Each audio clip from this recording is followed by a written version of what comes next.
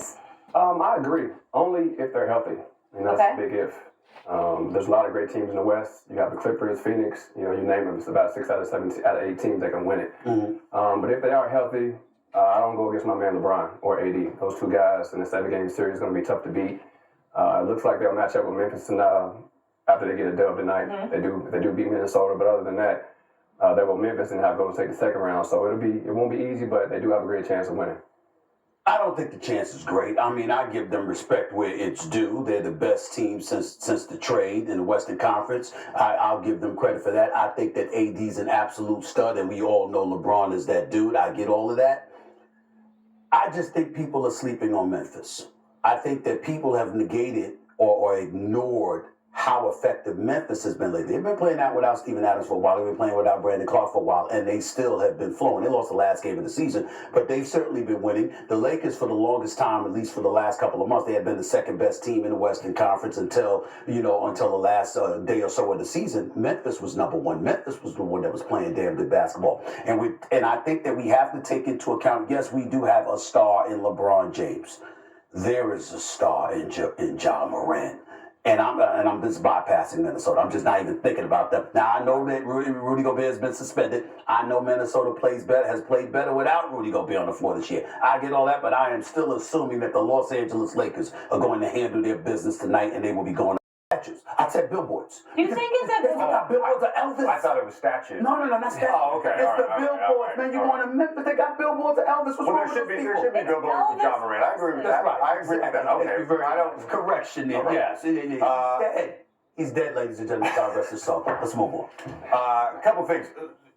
First of all, I said 2 weeks ago, you were not on the show that day, but I believe this at the time. There were 7 teams that I thought had a chance to win the Western Conference. Mm-hmm.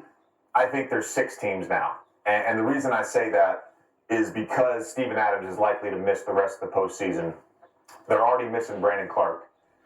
Jaren Jackson Jr., who's my Defensive Player of the Year, he has an issue with foul trouble. Dylan Brooks has had issues with foul trouble. Let's say, which I think will happen, the Lakers win against the Timberwolves, and it's that matchup. They're going to have some issues guarding Anthony Davis.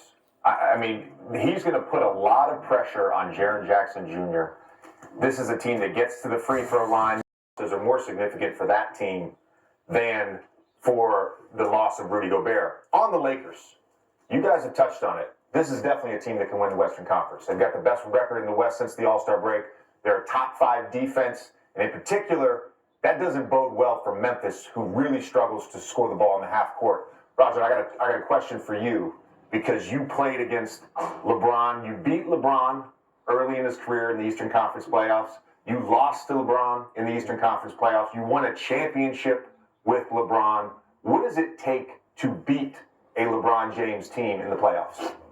That's a tough question. It takes a lot of talented players around you. A team that's willing to sacrifice, understanding that one guy can't stop LeBron. It's going to take all 5 guys on the floor. The coaching staff, the water boy, everybody. He's definitely a tough force to get a stop with. He makes his teammates better. He's a great teammate. He plays us.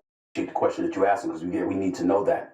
I'm looking at the Los Angeles Lakers since the trade, and LeBron has gone out of his way to express how happy he is with his new teammates, Vanderbilt, D'Angelo Russell, Beasley, Mo Bamba, and these guys. And I guess what I'm wondering about, the time that they've had together, is it enough to do what y'all say they can do in the Western Conference? I haven't heard anybody bring up, all the times we hear y'all talk as players, we hear y'all talk about chemistry. It takes time. Then all of a sudden, he gets these dudes, and listen, they played effectively, but that was the regular season. This is the postseason, the best 4-7, best of 7 series.